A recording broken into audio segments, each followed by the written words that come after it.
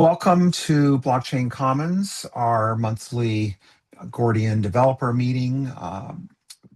Our particular topic this month is Bitcoin resilience and interoperability. So what is Blockchain Commons? So we are a community interested in the self-sovereign control of digital assets. We bring together stakeholders to collaboratively develop interoperable infrastructure. We design decentralized solutions where everyone wins, and we are a neutral not-for-profit to enable people to control their own digital destiny. So in particular this week, I want to thank our Learning Bitcoin sponsor for 2026, Human Rights Foundation.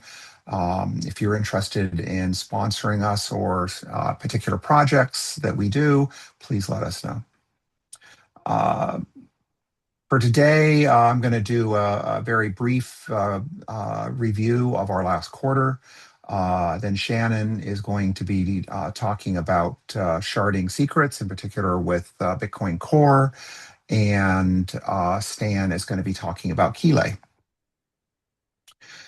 So we have a blog post that gives details on every quarter, and there is a blog post with what has happened in the last quarter that gives more of what you need to know to understand what we do. We've continued to have meetings on revisiting SSI. SSI is self-sovereign identity. The principles for it were written in 2016, 10 years ago, and have been widely adopted by the decentralized identity community. And we're now in the process of revising the principles and taking the lessons that we've learned from the last 10 years and trying to make it good for the next 10 years. If you're interested in this project, you can go to revisitingSSI.com. We've been doing a lot of work on our developer pages. We have a lot of technologies. We have a fairly deep stack of tools and libraries, and that makes it a bit harder to understand what's going on and where to fit in and where to start. So we have a new sections. The first one is on technology, which organizes it by technology. Then a separate one, which organizes it by resources. And we're working now on the architecture one. So you can approach it from a variety of different entry points. And then we have a brand new set of pages about issues related to identity. We published a new chapter of learning ZIDS. ZIDS is our decentralized identifier proposal for true what I would consider to be DID 3.0, if they ever move that far along, standard for identifiers. And the new section is about managing keys, and it's very closely related to the discussion we've had today, which is that how do you back up a wide variety of different kinds of secrets in a reliable way and be able to share them with others without so that you can have resilience, but without enabling compromise. We also have a human and civil rights oriented use case called Amira that was started in, I think, 2017 and finished in the W3C in 2019. And we've been implementing that use case as a proof of concept. So we have a progress report on that. As I said earlier, the Human Rights Foundation has been funding an update to Learning Bitcoin. Learning Bitcoin is probably one of the most popular online intros to learning how Bitcoin Core works and how Bitcoin works, starting off with things that anybody can do from the command line through more advanced features and things. And we know a wide number of people, especially in the third world, that got their start doing the Learning Bitcoin course. So we've been updating it for newer versions of Bitcoin since the last time we did it. It fully integrates, uh, witness pay to key hash, pay to witness. Variations, how to use descriptors better, and of course Signet when we used to be using RegTest. Uh, there's a new chapter, which is what we're going to be talking about today, about working with secrets, and a new chapter on Miniscript that is available. And then we're next working on more details on Taproot. So hopefully this will make it a lot easier for people to learn about how modern Bitcoin works. We've been doing a lot of work around trust architectures, kind of review of the last 10 years of self-sovereign identity, various issues of AI agency and intelligence, and how that fits into self-sovereignty. We have been talking about the what we call Exodus protocols and what the Ethereum community calls sanctuary technologies, and then talk about why we created Envelope and why that's a powerful tool that we think more people should be using. So anyhow, the quarterly is at blockchaincommons.com. My regular posts on various musings on security and decentralization are at the Musings blog, and of course, our developer pages have lots of new changes. And now we will move on to our feature presentation from Shannon on making Bitcoin resilient. Take over. All righty. Let's get this shared.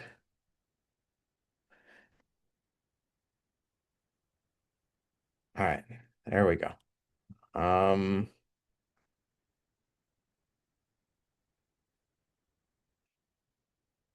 Hold on. Okay, so today I'm going to be talking about how you can integrate Bitcoin Core with the larger ecosystem. And by doing so, the whole goal is to improve the resilience of your Bitcoin assets. I assume we're correctly moving here, Chris, from screen to screen? Okay, hopefully so. So, um, here's a little bit on who Blockchain Commons is, which Chris has Hold on a already. second. It looks like we're just seeing half Could of that you? window Yes. for some reason. Okay. Oh, sharing is always an adventure. Okay. Are Yeah, you we're seeing seeing more the of it win now? now. Now we're seeing all of it. Yep. Okay. All right. So, today I'm going to be talking about how to shard secrets and how to protect your Bitcoin, particularly your Bitcoin core. But we're going to have some best practices and lessons for how this should be working overall in the ecosystem, we'd hope. Chris has already talked a little bit about who Blockchain Commons is.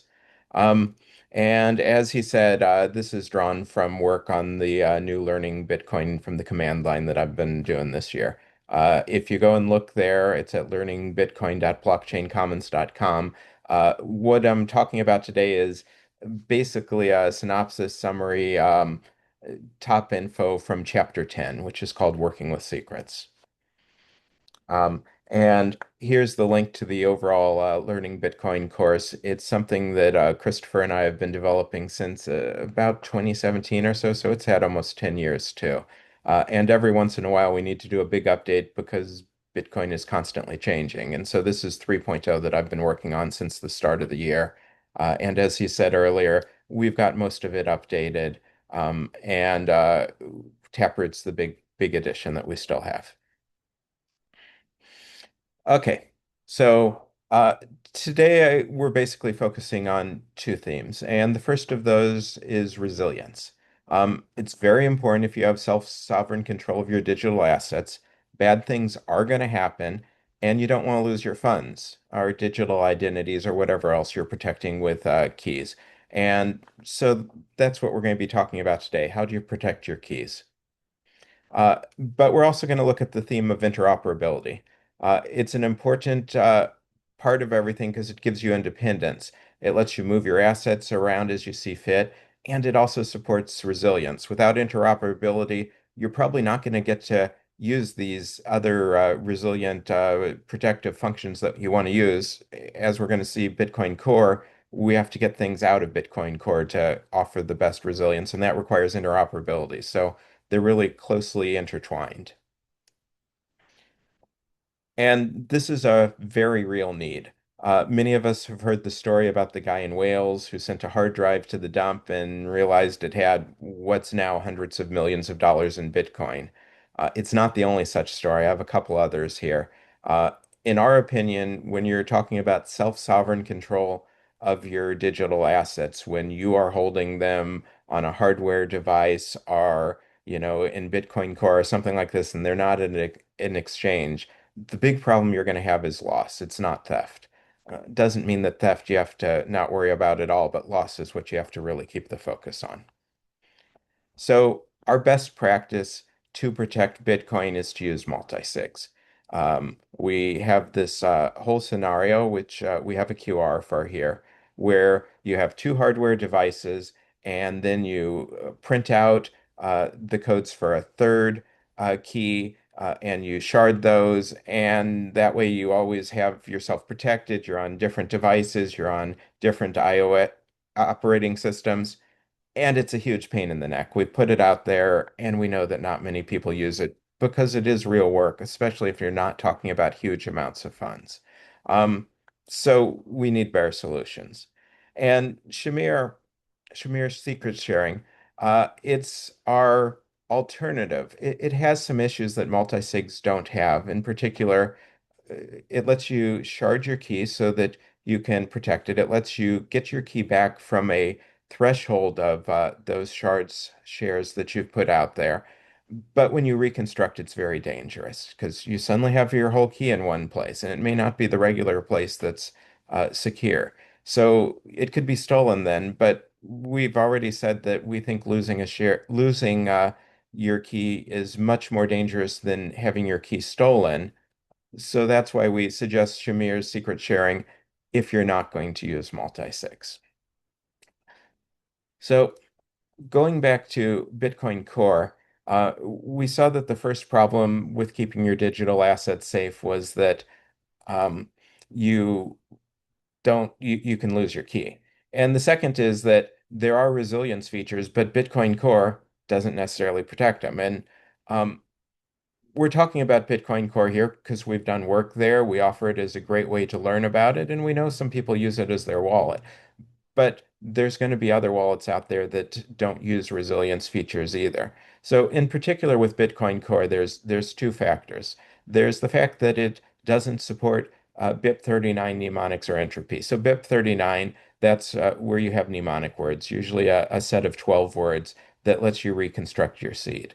And it turns out that it's the whole kind of first stage that you can use to uh, produce keys. And Bitcoin Core skips it entirely. And the other thing is Bitcoin Core, like many wallets, doesn't have any access to Shamir's secret sharing. So the only way to really be interoperable when you're using Bitcoin Core is to use their descriptors. They're a descriptor wallet.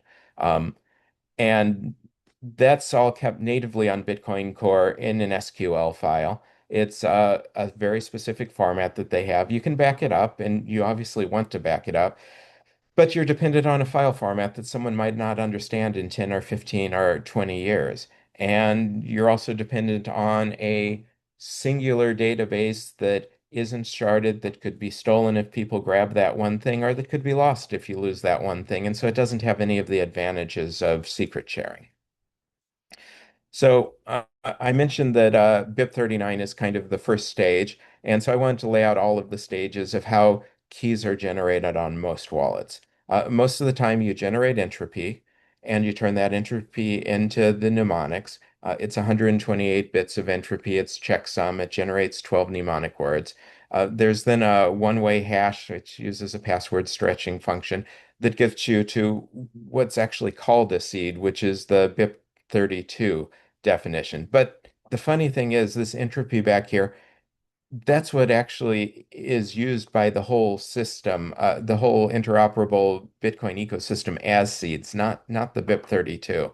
And so that causes a lot of confusion and is one of the reasons it becomes much more difficult for something like Bitcoin Core to share because no one else recognizes what that BIP32 seed is. Then again, there's another hashing function, and it goes into the actual keys here, extended keys. Chain code and irregular code, and then they're usually encoded in descriptors right now. So we can see that whole system, and then we can see what it looks like here in Bitcoin Core, which is the BIP39 is gone. The BIP32 actually is not accessible. It's never exported. And so when you're working on Bitcoin Core, what you have are these extended keys and more so descriptors. Descriptors are what you really have, but you can extract the extended keys from them, as we're going to see. So this is kind of our challenge. How do we uh, correlate the extended ecosystem here, where we have everything, with Bitcoin Core, where we only have our descriptors and functionally our extended private keys? And that's what we're going to talk about today, how to get both in and out of Bitcoin Core. So here's our game plan. Bitcoin Core will allow us to export our master key, our descriptor. We can take advantage of that, and then we can secure those secrets with sharding once we've got them out. We also can go the opposite direction. We can create a seed externally and then shard it and simultaneously bring it into Bitcoin Core by converting it into an account descriptor. Both methods allow us to make Bitcoin Core assets much more resilient, which is, of course, our goal. In order to carry out this game plan, we're going to use a handful of reference tools that we've created at Blockchain Commons. Seed Tool CLI is a command line app that creates seeds. Key Tool CLI converts among a variety of cryptographic formats. And Envelope CLI is a smart document system for secure storage. And more than secure storage, very regularized storage. It's really part of the magic sauce of all of this. And SSKR, which we have here, it's our version of Shamir's secret sharing. It's integrated into these CLIs, and it does a little bit more than standard, as I'm going to talk about in a minute. Seed Tool and Envelope, they're both really easy to install Rust crates. Keytool is a Python program. You have to clone it and compile it. Uh, it's available on the GitHub repo, and I've been working with it recently to make sure that the compilation's clean. And so there's instructions there that tell you how to do it all. If you've got Bitcoin to secure, you can just use these tools directly.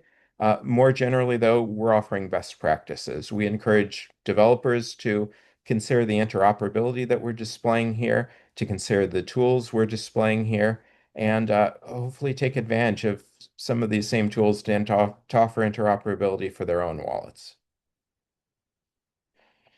So our SSKR, which is our version of Shamir, it's a security reviewed library.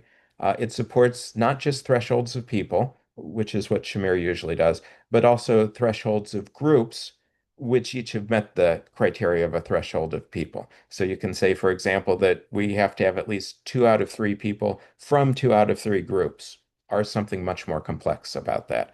When I talk about SSKR in this demo, I'm talking about this version of Shamir's secret sharing, but a wallet or someone else could easily use a different one, though ours is available in libraries and hopefully easy to add.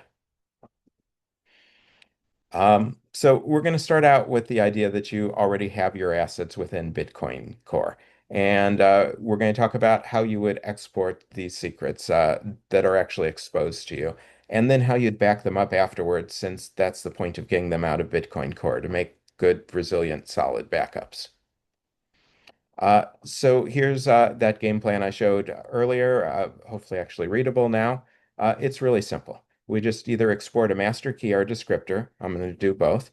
We add metadata to it, and then we shard the envelope with Shamir's secret sharing. And like I said, the envelope and the fact that we can add metadata, that's a lot of the secret sauce here. It's relatively easy once you can figure out how everything works to get uh, the secrets in or out, but actually recording them in a way that you can come back to later, that's very important for resilience. All right, so I've screenshot a bunch of command lines beforehand, which hopefully will be clear and obvious here. So there are all of your coins in Bitcoin Core, they're protected by descriptor addresses. It's a descriptor-based wallet.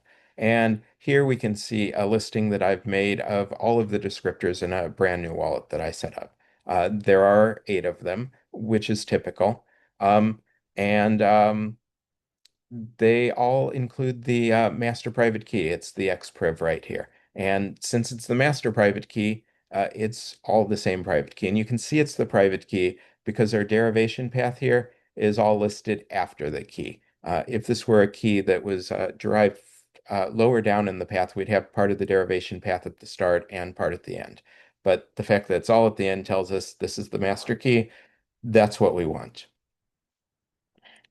So this is just a bit of command line code that I've used to extract the various um, uh, descriptors into an array. Um, I've got all of this on a web page. I'm going to make it available after the meeting is over. But you can see I've just put all in, so I have it all accessible. And here I'm also using a bit more of command line code to actually extract the xpriv out, the extended private key. So at this point, I have both the descriptors and the private key. I want to demonstrate how you might store the one or store the other. In real life, you'd probably only do one, but they're both valid targets. You might choose either. So we use Gordian envelope to store things. It's a smart document system. It lets you record semantic triplets, subjects, and then assertions about them, where an assertion is a predicate and an object. You can see pred object here.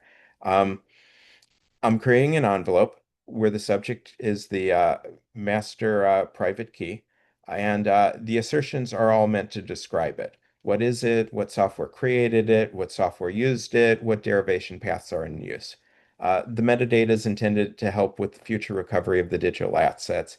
It ensures that this key isn't just, a couple of digits on a piece of paper that no one might have any idea what are. So this shows it all much clearer than the instructions for how to create it.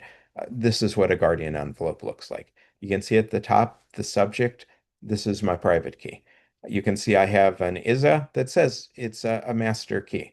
Uh, you can see I have what created it, which I extracted from the precise version that I was using. And you can see that I also have what it's used by. And then I have my derivation paths so that I know all of the derivation paths that were being used. So this week, unfortunately, showed us exactly why we need to have that created by. It's because seed key creation can be buggy. And in an interoperable world like the one we are hoping to see more of, you can move your Bitcoin around so you don't necessarily know where it originated unless you carefully record it like this. And Cold Card proved this last week why this is really important, but it's not the first case. Here I have another news headline from 2014 about blockchain info, where a white hat rescued a bunch of funds and then returned them, again, because of a vulnerability in how they produce keys. And a few years after that, there was this big issue in JavaScript where secure random ended up not actually secure or random. And so that put a lot of things at risk. And so when we look at a cold card problem like this one, this is one of the ways that we solve it by actually saying where did our seeds come from. The other way is multisigs, and again, that's not something many people are willing to do. This is a great start, though. Okay, so I showed you how we store a private key. This is the flip side, where we store a descriptor. And here's what this looks like in an envelope. I just gave this a subject of descriptors for Bitcoin as the subject. I said it was a collection of descriptors. Again, I showed where it was created, where it was used, and I listed all of the descriptors. So this is exactly what someone would need to restore all of these private keys and thus the accounts, addresses, etc., to Bitcoin Core. Um, and so that's the kind of thing that we want to see for restoring this in the future. So we want to shard these envelopes. so that they're not just these private keys sitting on our hard drive. And we do that with envelope, which has SSKR built into it. We can see here just a couple of lines that shard them, and we drop them all in an array. And here is all of our shards in an array. And that's the first part of checking it works. And the second part of checking that it works is, can we actually restore it? And so here I use SSKR to put back two of the three shards because I had a two of three threshold. And I look at my restored envelope and I can see it is exactly like the original one. A best practice would be to test out restoration via all of the various means, i.e., I'd try share 0 and 1, 0 and 2, and 1 and 2, each of the combinations that should restore things, because before I put this off in storage, I want to make really sure I can get back to the original. So that is basically the methodology of how you start with Bitcoin Core, extract the important information, and store it in a resilient way that is also private and secure. So the opposite is importing a secret into Bitcoin Core. And in many ways, I like this one better because it allows you to start with an actual seed, technically BIP39 entropy, which is the standard of interoperability for the majority of the Bitcoin ecosystem. Um, and you can store that seed, you can shard it so that it's protected, and then you can use something to import into a Bitcoin Core, a descriptor as it happens. Here's the game plan here. It's a little more complex, and it comes in two parts. We use seed tool CLI to generate our seed. We stored an envelope CLI and shard it exactly as we showed when we exported something. And meanwhile, we use another tool that I talked about earlier, but we haven't seen yet, called Key Tool.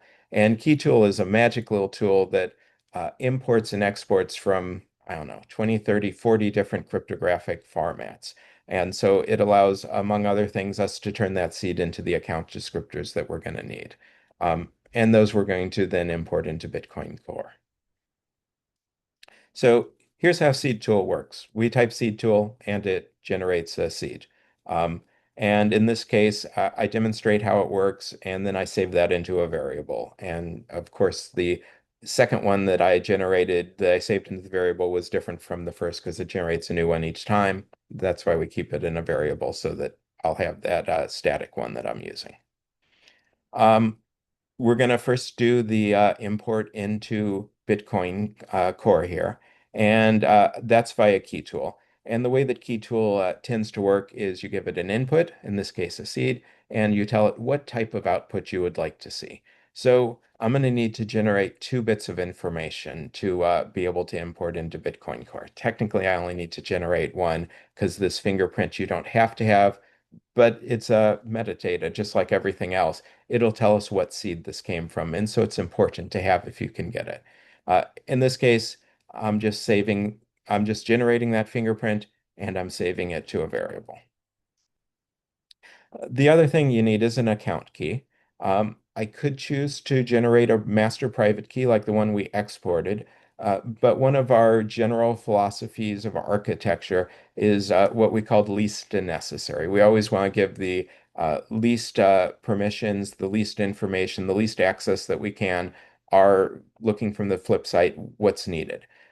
And so we don't have to offer a master private key. We can offer an account key, and if just this one descriptor happens to be stolen in some way, it doesn't compromise all of the others. So here, again, key tool, we just feed in the seed and we tell it with this account derivation path, which is SegWit, we want to have the account key in base 58, which is the XPriv format. Again, we save that. Then we create the descriptor. The way I make sure I understand the descriptor format is I usually go and I look at Bitcoin Core and I tell it to list descriptors and I make sure that the format is right. You can also go to the BIPs, of course, to get the format. In this case, we mark it as WPKH, so we know it's a witness public key hash. We put in the fingerprint and the derivation path that was used to generate the account key. Then we put in the account key and we tell it that it is an external address, which is 0, and that it is in a range of addresses. Um, You have to, when you're working with Bitcoin Core and working with descriptors, have a checksum.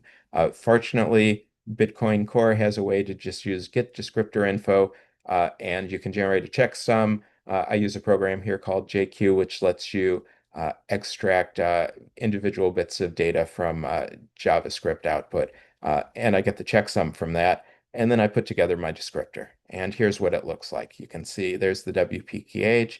There's the fingerprint, there's the derivation path, there is the actual private key, there's the rest of the derivation path, and there's my checksum. And that's what I'm going to need to import it. And importing is simple. I did create a new wallet here that did not have any private keys of its own, so I know anything in here is actually from the descriptor that I imported. And then I imported it with the first 100 addresses, uh, with all of the account information checked back to a specific time. And Bitcoin Core has told me it worked. And you always want to check your work again and again since you're working with self-sovereign uh, assets where you don't have backups. And then in this case, I list my descriptors and make sure that they're there. Uh, if I was working with a real wallet, I would import at least one more descriptor, which is I would import the internal addresses so that I could make change to my same descriptor address. Um, but I might also want to import the other six that are standard. Legacy addresses, uh, pay to witness SH, and pay to taproot. So going back outside of Bitcoin Core, because I've already done all the work I needed to import, I also need to back this up. And here I wanted to show that Seed Tool actually can do backups on its own. Here I took my seed and I output it to BIP39 words. Those can be engraved in metal plates or output in some other very resilient form. And I can also just create straight SSKR shares from the seed tool. This is just the seed without metadata, which isn't necessarily as good. I mean, it's absolutely not as good. Um, and here, as usual, I check to put them together, and I should do this for all of them. And I can look and see, is this the same seed? It is. So I said it's not as good because, again, we'd much prefer to back up with envelope, um, because we can put more metadata. So here, instead of the master key, I put in the seed and I say this is a seed. And again, I put extra metadata in. You know, I want to make sure I know it was created by Seed Tool and which version in case we ever have a problem. I want to know who it is used by so that I or someone in the future can go back and put this in and use the exact same software I was. And right now, I just have the one derivation path, so that's all I record. I might go back and expand it in the future. And once I have it in an envelope, I can shard it. There's actually a technical difference in between how seed tool shards and how envelope shards. Envelope creates a new secret. Uh, it shards that secret, and then that's what you get back to unlock the envelope, which has been cryptographically sealed with the secret, whereas the seed we're just sharding normally. But it's the same basic idea. It's all Shamir secret sharing. Okay, one other thing I wanted to mention, which is you've been seeing these URs, which are textual representations of the various codes. Um, they can actually all be stored as QR codes. In fact, UR was built so that it could very efficiently store itself as QR codes. Here is this seed, and here is this three sets of SSKR shares. Um, and these you can now store. There's things that allow you to print them in various ways. You could also send them to a friend if you're in person, by flashing them the QR and then them recording it in some type of QR storage software. One of the problems with QRs is the question of how you transmit them if you want to give them to someone further away over the net, which I think is very relevant for, say, SSKR shares. If I'm occasionally making these, occasionally updating them, I don't necessarily want to have to go out and visit every one of my friends, my attorney, whoever I have them stored with every time I do new shares. So the question arises, how do you safely secure these over the internet? And that, as it happens, is what Stan's going to talk about when he looks at Keylay for the second presentation. Okay, so I just wanted to show a couple more QRs. These ones lead to the tools. So if you want to go grab Seed Tool CLI, Key Tool CLI, and Envelope CLI, you can just click these QRs and they will open, I think our repo pages is how I set them to. JQ is the other tool that I did not link on here because it's available from jqlang.org. And it's also easy to install, say, on Debian. It's a package that you can install. But these are all of our tools. They're all available on GitHub at Blockchain Commons. The code is all open and open source, so you can look at them, you can review them before you use them. I also put into chat the Seed Tool uh, iOS app, which does all of this with a nice UX and supports QRs, URs. You can test all of these different formats, and it can even sign air-gapped PSBTs. Yeah, C-Tool iOS is very nice. And the only reason it's not used here is just because I'm showing how it all works on a command line to give a solid pipeline. But C-Tool is great. Once you have a seed, you can import it into C-Tool, among other ways, through QR codes. And then you can shard it from there exactly like we did on the command line, and then send those out as QRs. So that's my whole presentation. It looked at how to import and export secrets so that you can better secure your Bitcoin core. Are there any questions, comments?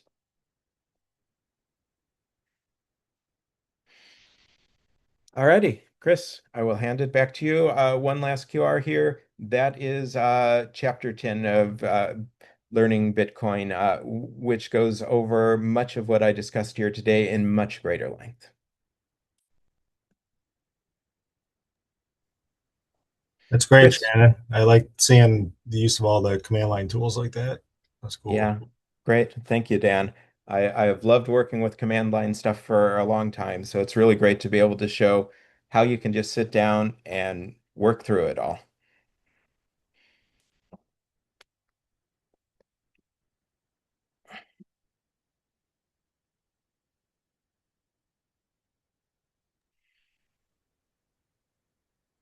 So you gonna hand this over directly to me, or how are we doing this? Chris, you're muted right now, but yeah, I think so, Stan. Yes. So next is a presentation by Stan Reeves on Keylay. And, he is going to be talking about how to use QRs, including some of the ones that we're talking about, and how do you securely transmit them across the net. So I will let you go ahead and share. All right. It's gonna take me a minute to figure this out. Yeah, it's always like, where is that window? Right, right. It's not so do I have the ability to share Yes, a you can share a screen? window. I can't share a screen. Um, I don't believe so. No, when I've had to jump back and forth between multiple screens, multiple windows, I've literally had to jump back and forth between them, sharing one then the other. Okay. All right, well that's what I'll do then. Um, all right, are you able to see this now? Um, yes, how Keylay works. All right, great.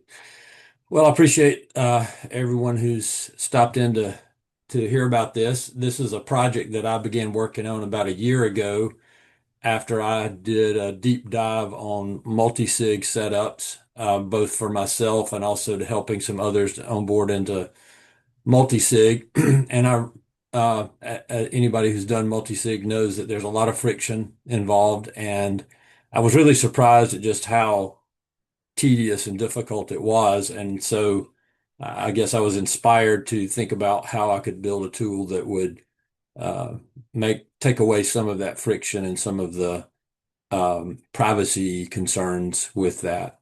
So that's how it arose out of my mind. And then, um, and couldn't possibly have been a better um, foundation laid this week or this past week with everything going on with the coal card situation to just underscore how important multisig is. I actually have a multisig setup that includes a coal card, and I was on vacation away from my coal card when all this news broke. And but I slept easily and slept well because my setup was in a multisig, so it wasn't dependent entirely on that one key.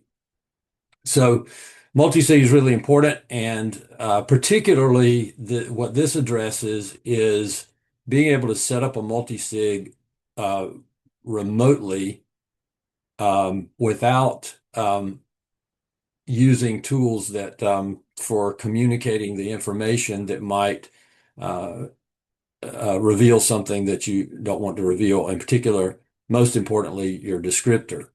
So that's kind of where I went with this, and also to be able to do this without getting people in the same room, particularly in a case where you have, say, political activists or something where it's risky to be in the same room or to be tracked to be in the same room or anything like that. It also creates a single point of failure. So to being able to set up a multi-sig with participants in remote distributed locations, I think is really important for this. So the coordination of the remote or of the setup is the leaky step. So I'm just going to kind of go through the cryptographic reasoning here on how this thing works, and then I'll do a demo near the end of it. First of all, in order to get the multisig set up, everyone has to share key material and put together a wallet descriptor. So you have to have communication among all the participants to do that. Again, you could put everybody in the same room, but that has its own risks.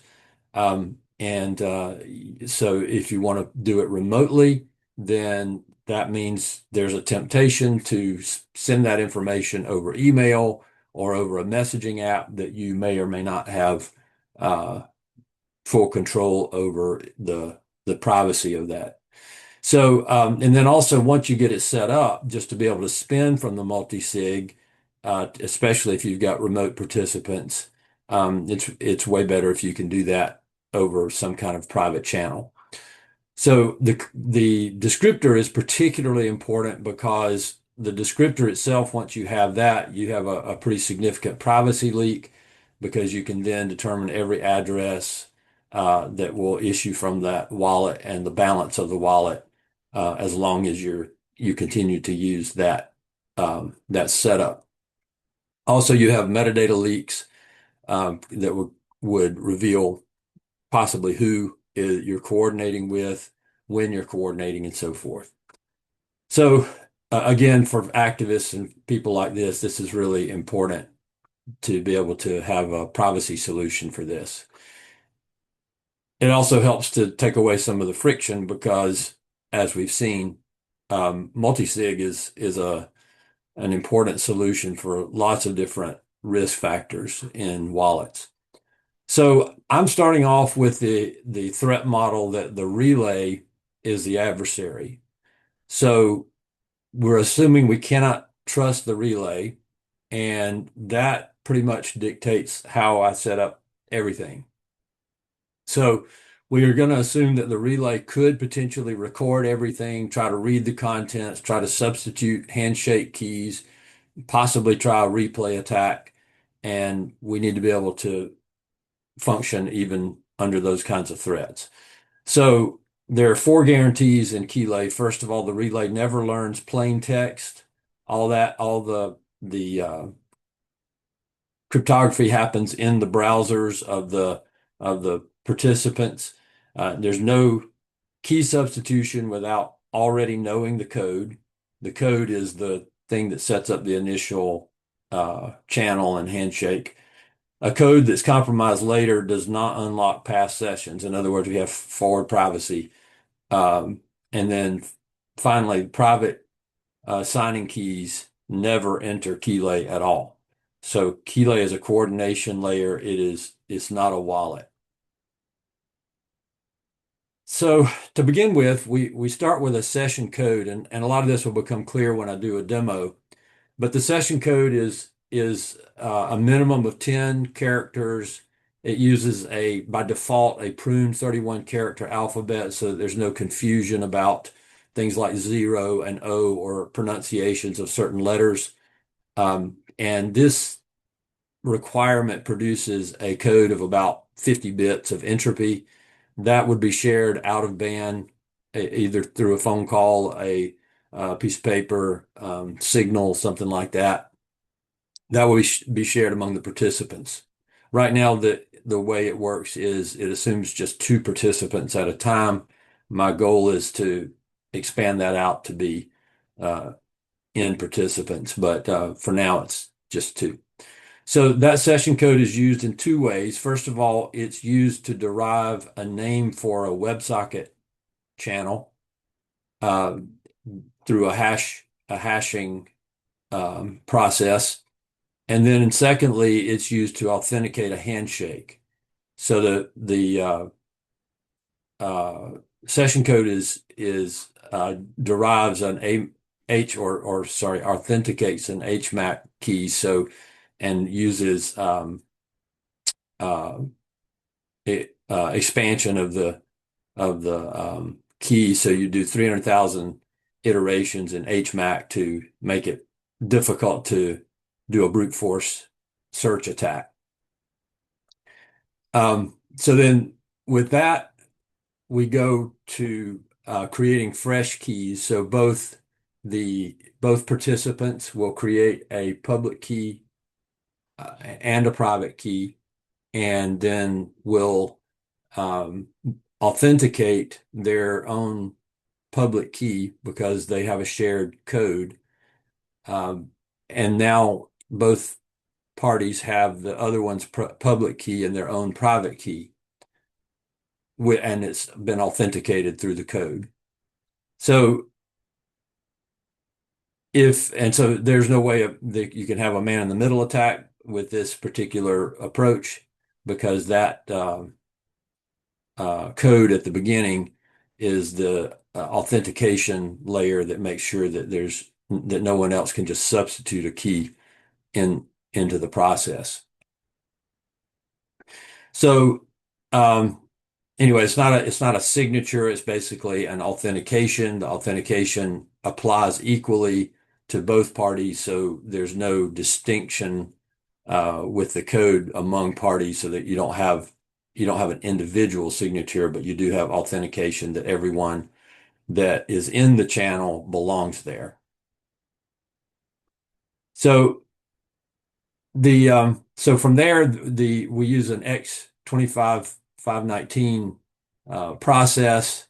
We multiply or combine your own private key with the other person's public key that they have shared with you and authenticated.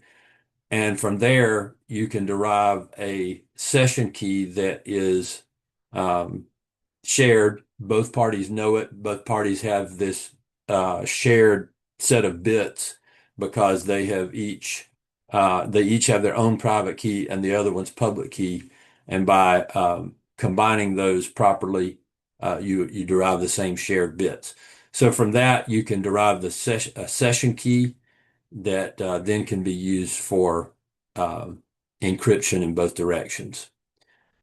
So let's see. This once you have that, then you basically just throw away the private key. That way, no one has ever shared a private key.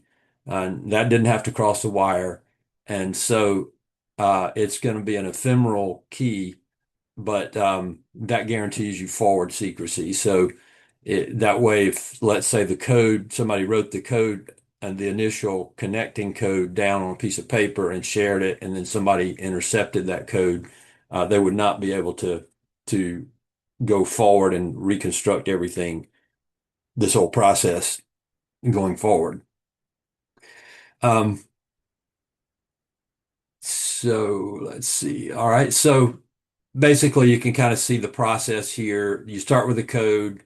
From there, you generate an HMAC key. That key authenticates the communication, specifically of the pub keys, public keys that are that correspond to each participant's private key.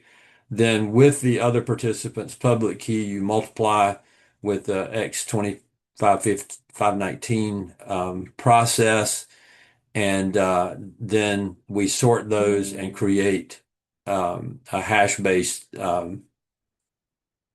derivation function, and then finally we land at the ability to do AES 256 GCM encryption, and we have a shared key for that process.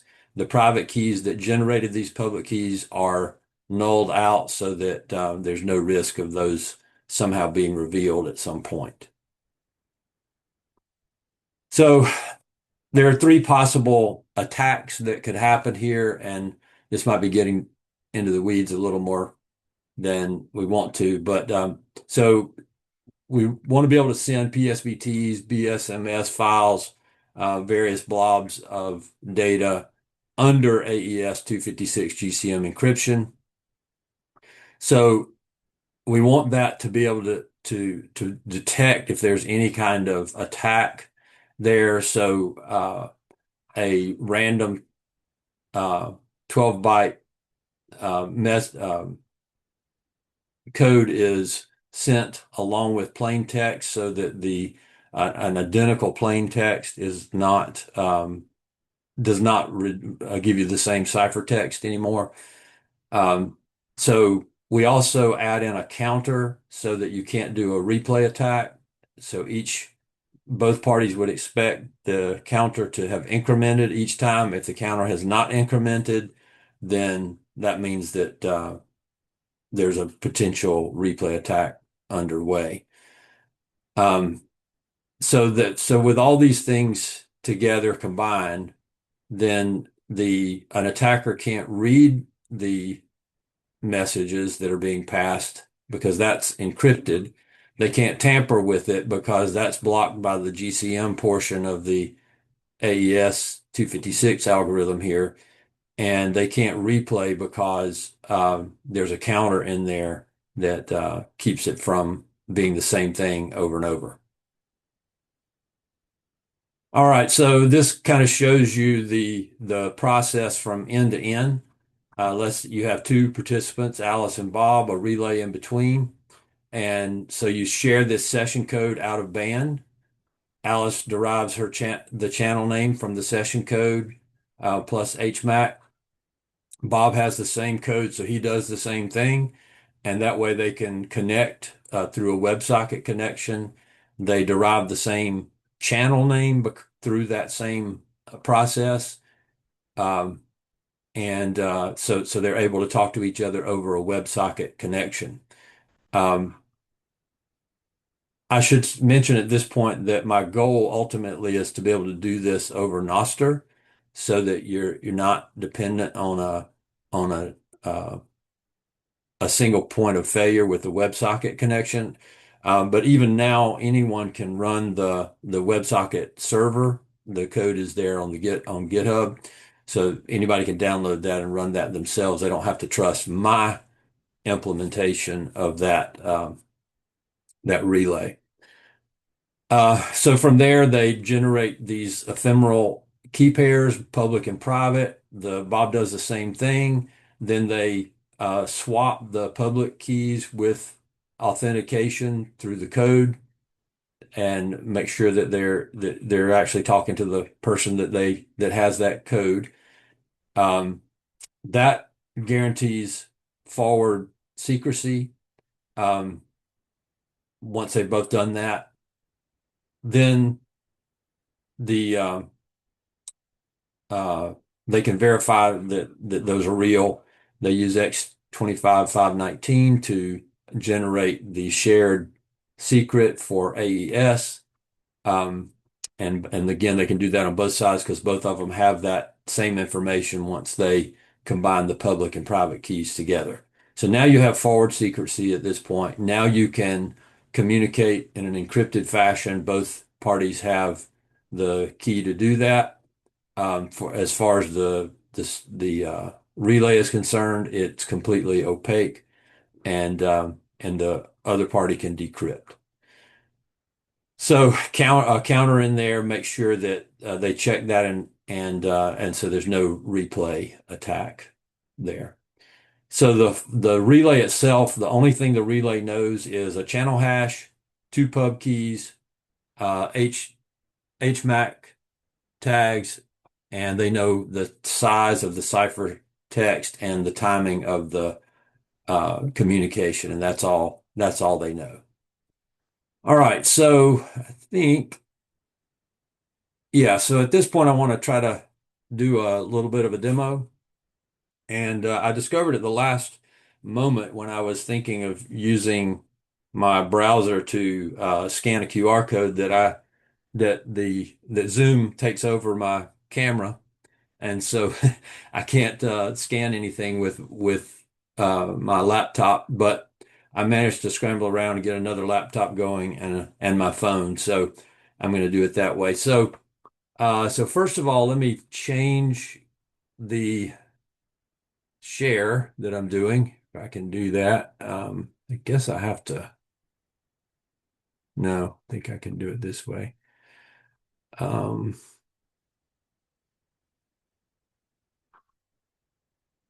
right, so start with this.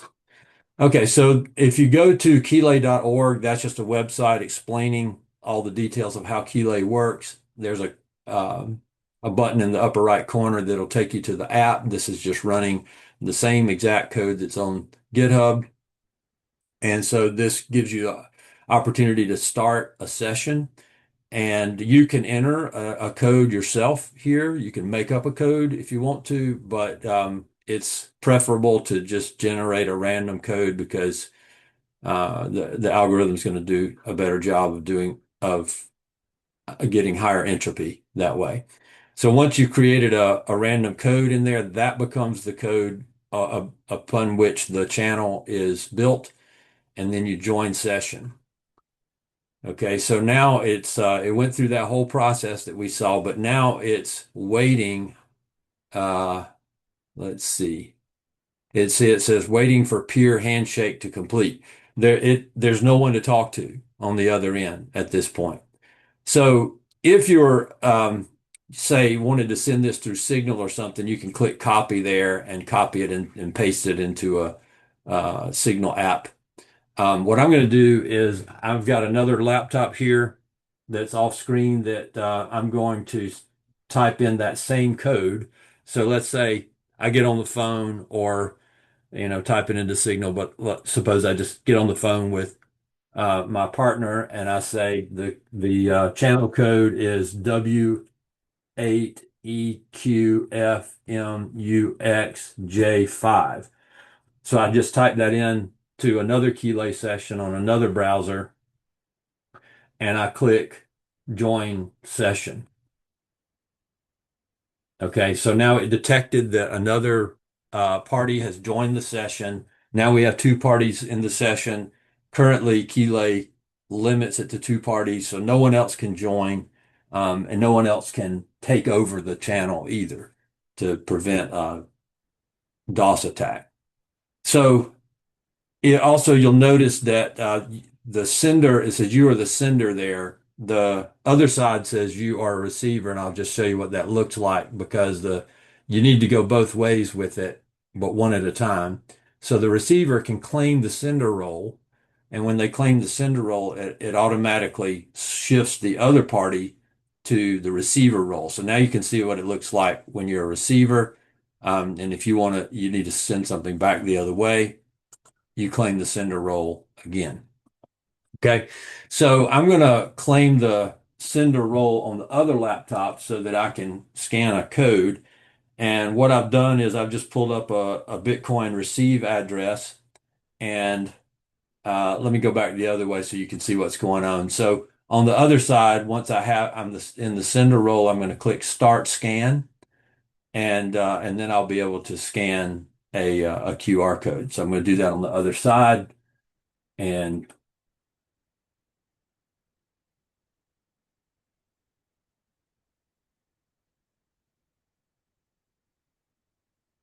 so basically instantly it picks up um, the QR code and sends it here. By the way, if anybody wants to do a screen grab and send me some Bitcoin, I'm happy for you to do that. But anyway, that would give me, that's a received Bitcoin address. So that's just a single QR code, and that's a little easier. But also, if that's after you've set things up, you want to be able to coordinate spending. But also, we want to be able to set up um, the descriptor. So we need to be able to export a wallet setup, or even a preliminary setup from uh, from a wallet that we've started working on. I'm doing this from a Nunchuck wallet on my phone, and I'm going to export the wallet configuration uh, with a QR code option, and it uses BCUR2.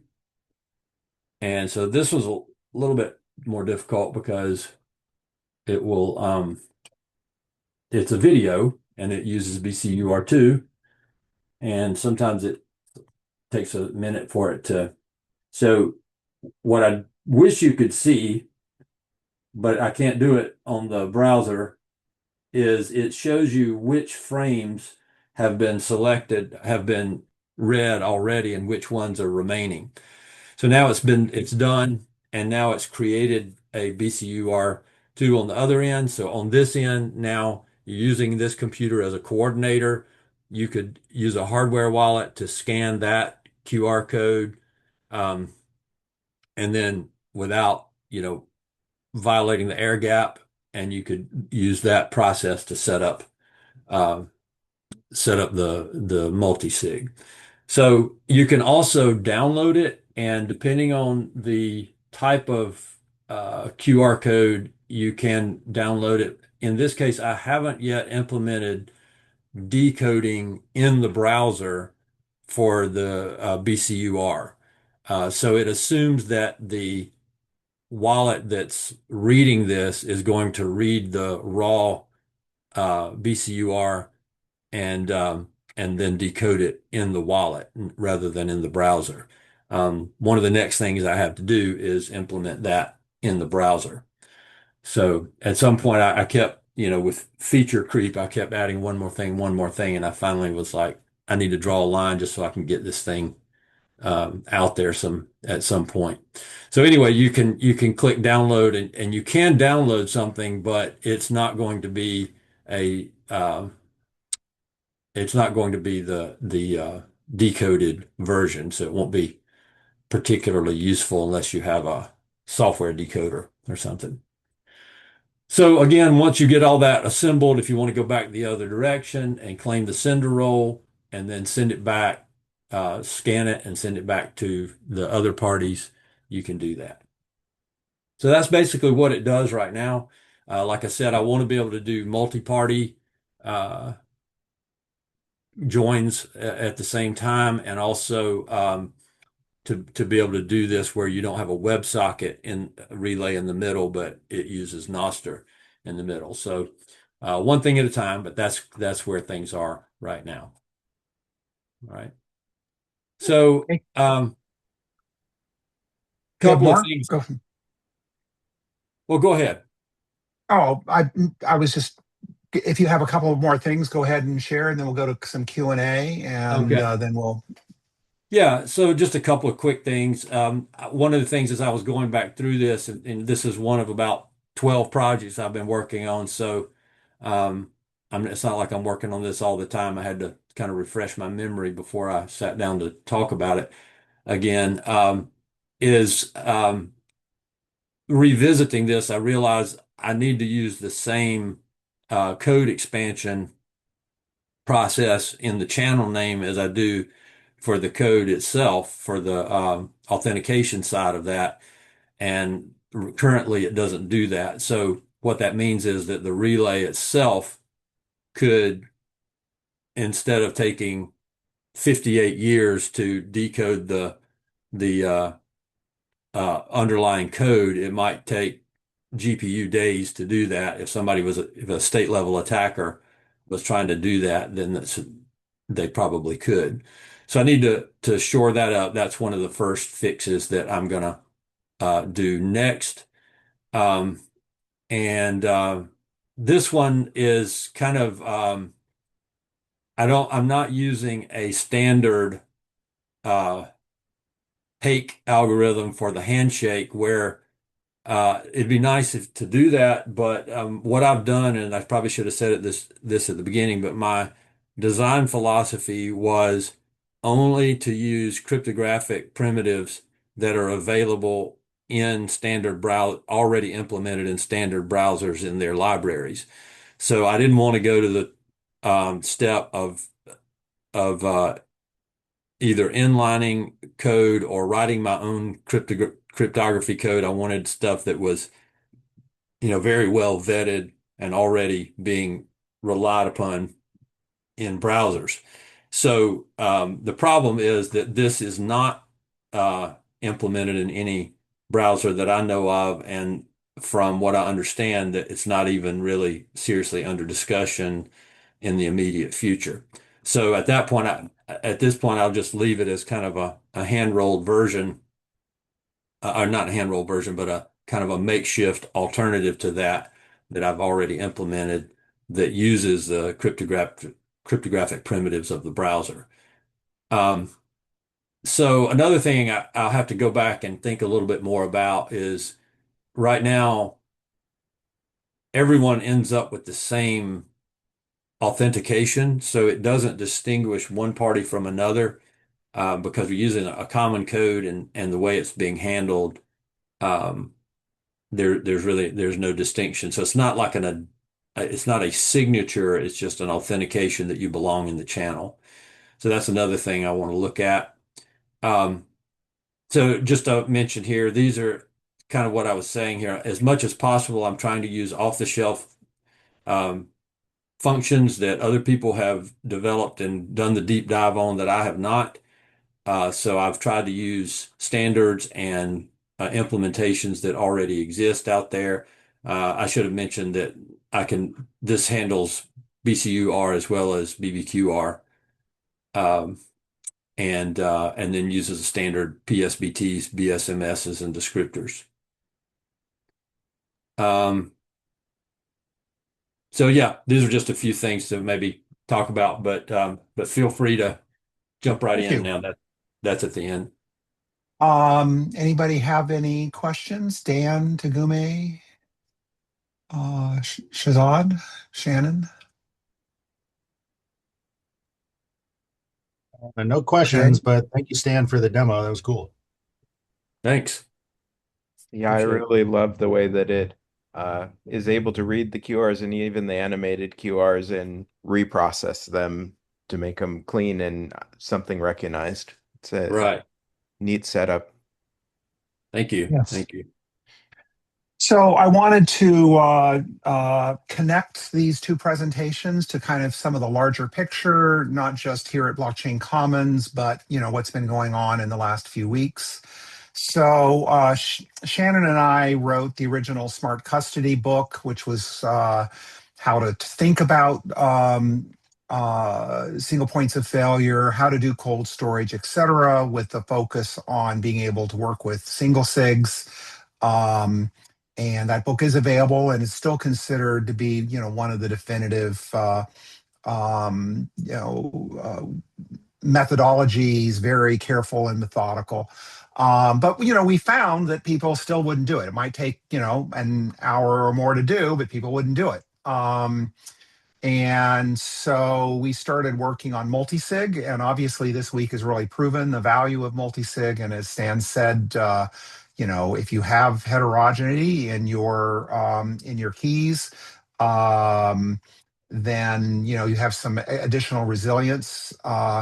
And so we wrote this multi-sig self-custody scenario. Gosh, it's been a few years, with using a lot of the stuff that's available in Sparrow Wallet, in Gordian C Tool iOS, and other tools out there. Passport can do some of this, to develop a multi-sig that wasn't that much longer to do, step by step, than the original single sig one.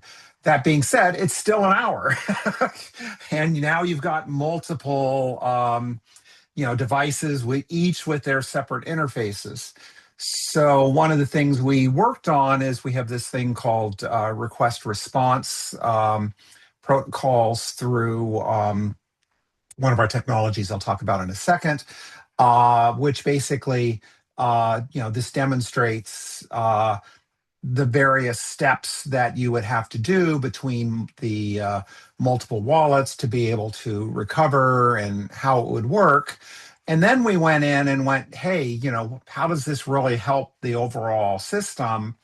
And turns out there are a bunch of places in here where we can make the whole process simpler than the original one. So in the end, in the classic, the one I showed you originally, multi-sig, it went from 5 decision points to 2. It has 6 confirmations of points, which are basically, yes, no. The original has kind of 11 research points because of all your different wallets. But if you can automate some of these things with request response QRs, it turns to 1. It goes from 31 human actions to 14 human actions, and automates 33 actions. So you can see that the ecosystem could really benefit if we started, puzzling out and refining these. At this point, as far as I know, Foundation Devices is the only ones that are actually implementing the relatively full stack. Given that they're the only one, there hasn't been a whole lot of interoperability because other wallets have not quite gone as far in that. But I think it's really becoming important, especially given this last week. So we have a wide variety of technologies. This is on the developer page, that offer things to make various aspects of this easier. In particular, GSTP, which is this box right here, allows for some of those interactions between devices to be secure. And then we also have this encrypted state continuation, which is a particular advantage where we're also putting into the envelope extra information so that when we're doing a multi-party protocol, a party will send back my state information that it was encrypted by me only for me, but so I can forget it and then continue on at another point. And this uses Cha-Cha Poly and also works in the browser. There's some interesting work done more recently. There is now a JavaScript, TypeScript playground for doing all of the Gordian envelope operations and understanding how they work.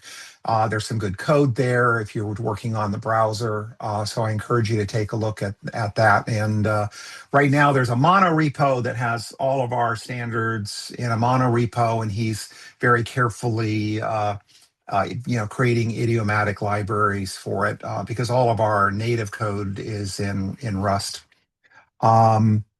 So I encourage people to take a look at that. But again, the bigger issue is we've got to figure out how to make these have more wallets interoperate, allow for and encourage heterogeneity, encourage the different parties to do cooperation in looking at code and such. But there's also protocols that do things. So we have here learning Frost from the command line, which is, you saw some stuff from the learning Bitcoin from the command line. So some advantages of Frost. It's not, isn't using Bitcoin multisig. Instead, it's using Taproot and using a multi-party protocol, but it is effectively a multisig. But what's really interesting is that as part of it, it is able to do something called multi-party secret creation. So in that particular case, as long as at least one of those parties is honest, your key is going to be strong and it's going to have the entropy that you need. That just happens to be a small part of Frost. So that would be potentially another solution space to the kind of problem that we're seeing with Cold Card, where you literally do not have to rely on a single machine, a single computer to do something. Instead, your machines cooperate. And as long as one of those parties is doing good randomness, everybody's safe. So, we need to be doing more work together, collaborating together to do this type of stuff. Other things, this is the thing on the SEAL transport protocol. But we have a whole bunch of articles on Frost. And we also were playing around some in the same area that Stan was doing in with this prototype called Hubert. In this particular case, the coordinator is not, you're not streaming to it. Instead, you're dropping objects into IPFS or into Bitcoin DHT, and the coordinator needs to know a lot less about the various parties. And then there is no point-to-point connection that's required. It's slower than what Stan was showing. And but I think we did show that we could do Frost coordination, using that technique. So I just kind of wanted to discuss the this larger picture with everybody. Dan, and Tagume, what's your take on how do we get wallets to work better together, have some common standards, make this all easier for users?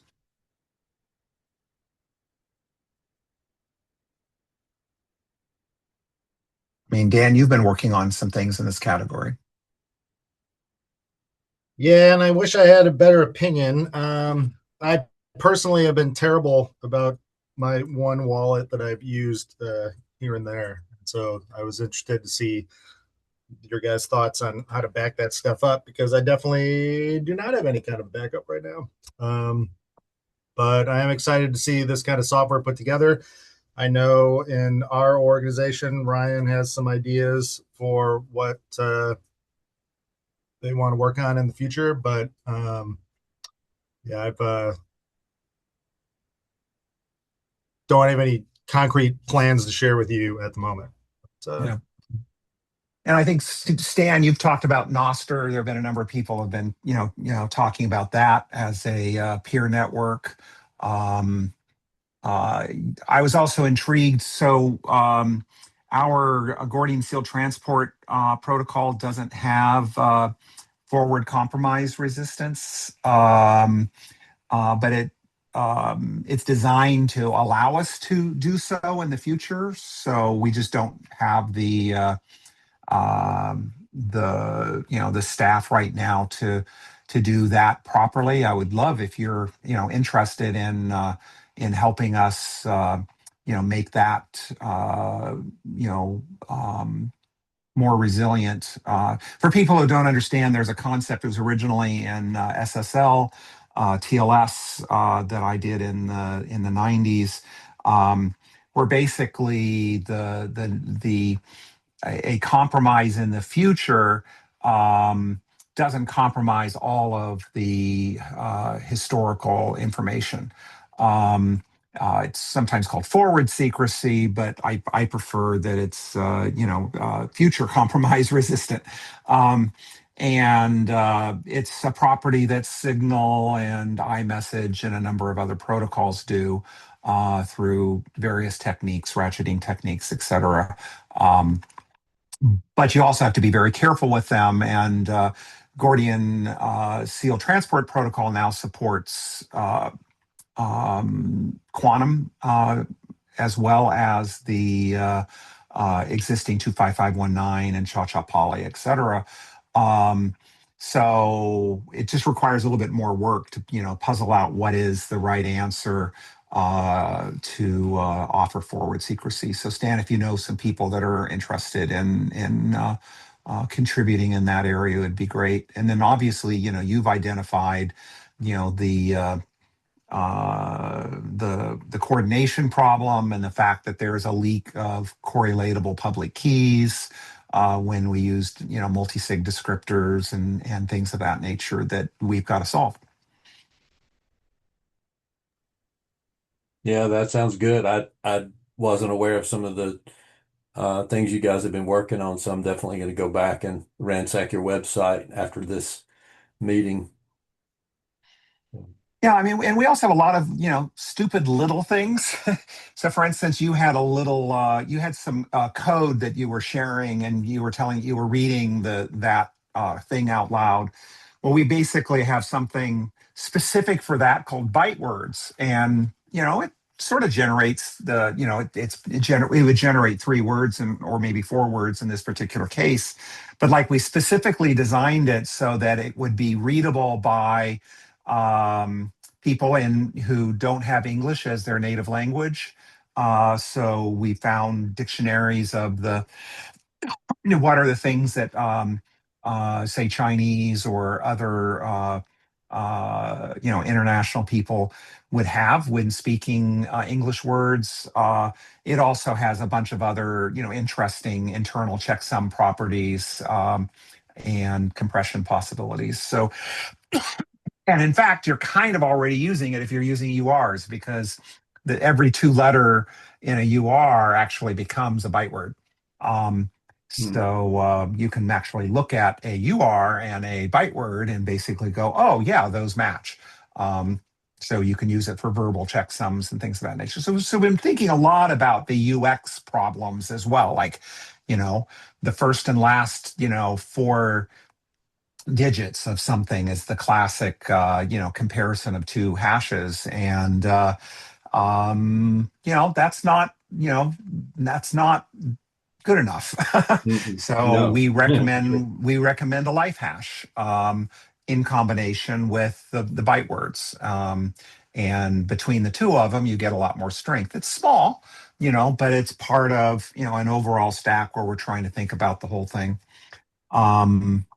And so, yeah, I would love to have you look stuff over. Sounds good. Any other At comments? the beginning, you mentioned the old left kit project, and I wanted to say that about a year ago, I did attempt to procure all the items on the old list. I wanted to build Yeah. one myself. I even had a friend 3D print me the little box, so it's all ready to go. But there was 1 or 2 things I couldn't find, and then I don't know, life marched on. But you remind me, I have this box of parts on my shelf somewhere, so I'm going to see if I can resurrect that and finally get that thing built. Because Yeah. So cool. the guy who designed that is, it just posted a few minutes ago, or maybe it was yesterday, maybe, basically saying, hey, we ought to be looking at LeafyKit again. So what is LeafyKit? So the idea is it's a very small, simple commodity processor. I suspect that's probably maybe what your problem is that the commodity processor isn't available anymore, but it could be that maybe the the development environment is out of date or something of that nature. But the idea is that you can enter in your dice directly onto this little keyboard, and it will generate a UR on this little display. It's really, works quite well at 120, even if it's just a 128 by 128 display. So it's not very, no, it's a 200 by 200 display. So, but it works fine. And then he also has methods to basically, put these onto these dog tags with as Shamir shares.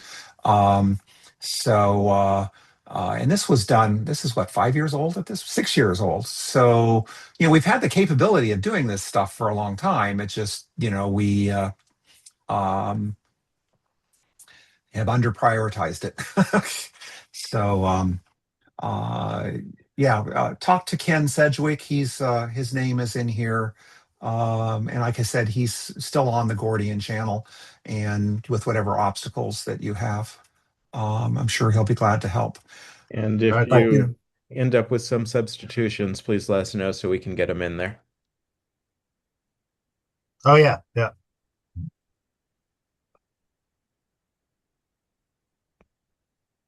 Okay, any last comments before we call it for the day? Okay, well, thank you, Stan. Thank you, everybody. We'll have a recording and transcript up later today. And yeah, Tsugumi was putting into the chat, few people that have seen use multisig. It's just true.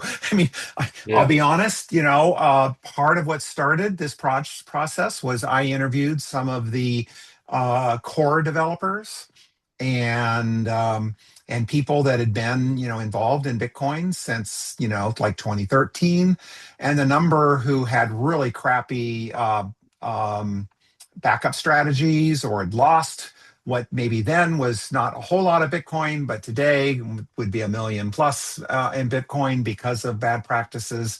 And then I asked them, like, okay, so here's something that's better that would address these. And I recently was talking to one of them, and it was 6 years ago that we came out with the book, 7 years ago that we came out with the book. And he says, oh, I've been planning to do it. And he's a Bitcoin core engineer. So clearly we failed if we can't even get Bitcoin core engineers to do the right thing.